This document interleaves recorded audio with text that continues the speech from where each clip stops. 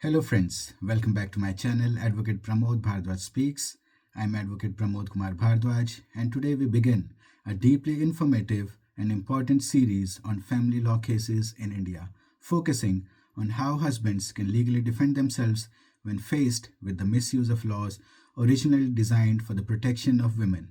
While these laws serve as a crucial safeguard for genuine victims, there are numerous cases where they are misused, leading to immense mental, financial, and emotional distress for innocent men.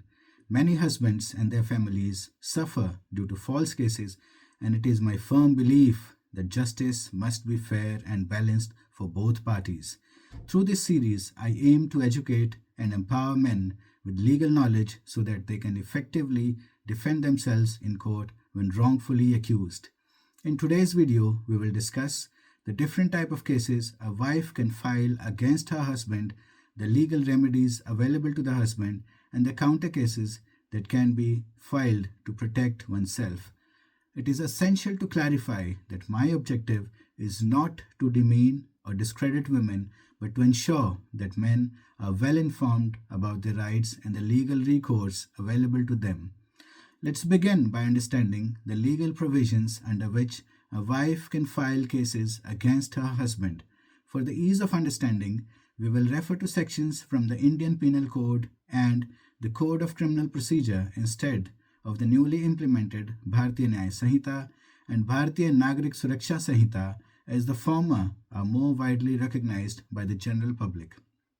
A wife can initiate multiple legal proceedings against her husband, including filing a divorce petition under Section 13 of the Hindu Marriage Act 1955 for Hindus, the Dissolution of Muslim Marriage Act 1939 for Muslims, and the Special Marriage Act 1954 for interfaith or civil marriages.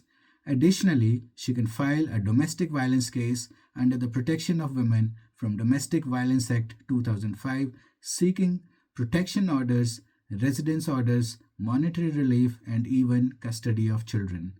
One of the most severe and widely misused provisions is Section 498A of the IPC, which pertains to cruelty and dowry harassment.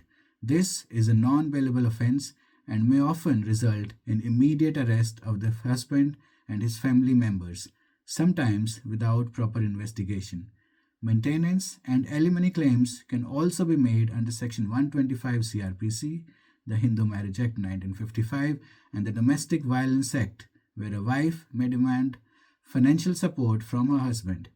Child custody battles are governed by the Guardian and Wards Act 1890 and the Hindu Minority and Guardianship Act 1956, where the mother is often given preference in custody matters.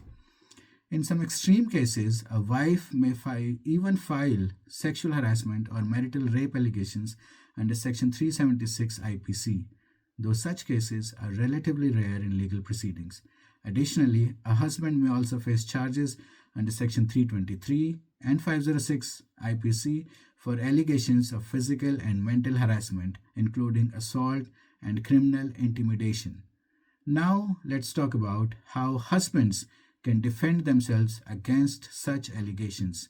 It is commonly perceived that the legal system favors women in matrimonial disputes, but this does not mean that husbands are without legal remedies. If falsely accused under Section 498 IPC, a husband should immediately start gathering all forms of communication, such as WhatsApp chats, emails, SMS, to prove that no dowry demand was made. A quashing petition under Section 482 CRPC can be filed in the High Court if the allegations are baseless. To prevent arrest, the husband should apply for anticipatory bail under Section 438 CRPC. The Supreme Court, in such cases as Rajesh Sharma versus State of UP, has recognized the misuse of Section 498A and issued guidelines to prevent automatic arrests without proper investigation. If facing false allegations under the Domestic Violence Act, the husband can present evidence such as medical records, CCTV footage, and testimonies to establish that no violence took place.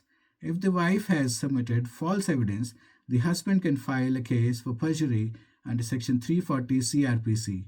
In child custody matters, the husband can seek shared custody rights under the Guardian and Wards Act 1890.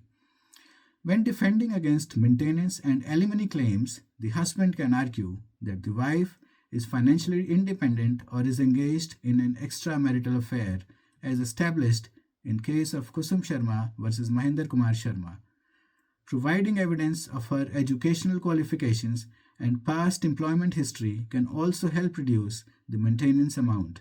If the wife is unemployed, the husband can request the court to conduct a need-based assessment before granting maintenance. In cases of false allegations of rape and harassment, the husband should collect any available evidence proving prior consent. The Supreme Court has ruled in several cases that filing false rape allegations can result in perjury charges against the complainant. A husband does not always have to remain on the defensive. He can take proactive legal steps to protect himself and expose false accusations. One option is filing a defamation suit under Section 499 and 500 IPC if the false accusations have tarnished his reputation. He can also seek a divorce on the grounds of cruelty under Section 13(1) IA of the Hindu Marriage Act 1955 if his wife repeatedly files false cases against him. If he wants to continue marriage despite separation, he can file for restitution of conjugal rights under Section 9 of the Hindu Marriage Act. Additionally, if the wife has provided false information to the police, he can initiate criminal proceedings under Section 182 IPC for misleading authorities and Section 211 for filing false criminal charges. To prevent further harassment, the husband can seek an injunction under Order 39, Rule 1 and 2 of the CPC, which allows the court to issue restraining orders against unnecessary interference by the wife. It is a common tactic for the wives to file cases in a city far away from where the husband resides or works to harass him with travel and legal expenses. In such cases, the husband should also strategically file cases against his wife and in-laws in different jurisdictions to balance the legal battlefield. When both parties face litigation in different locations, the burden increases for the wife and her family, making them more likely to agree to mediation and settlement. The most effective and fastest way to resolve matrimonial disputes is through negotiation and mediation, ultimately leading to a mutual divorce petition where all disputes regarding custody, alimony, and financial settlements are amicably resolved. Friends, today we have covered an extensive range of legal battles that husbands can face and the various counter strategies available. In the next episode, I will provide a detailed guide on how to successfully defend oneself against a false 498A case and outline the step-by-step process of filing counter cases effectively. If you found this video helpful, please like, share, and subscribe to my channel for more valuable legal insights. If you have any specific legal concerns or need personalized legal advice, feel free to reach out to me via WhatsApp or email. The details are provided in the description below. I have extensive experience of helping clients reach quick and amicable solutions to their matrimonial disputes. Remember, I am here to assist you with all your legal matters, whether in India or abroad. Thank you for watching. This is Advocate Pramod Kumar Bhardwaj signing off. Until next time, stay informed, stay protected, and stay safe.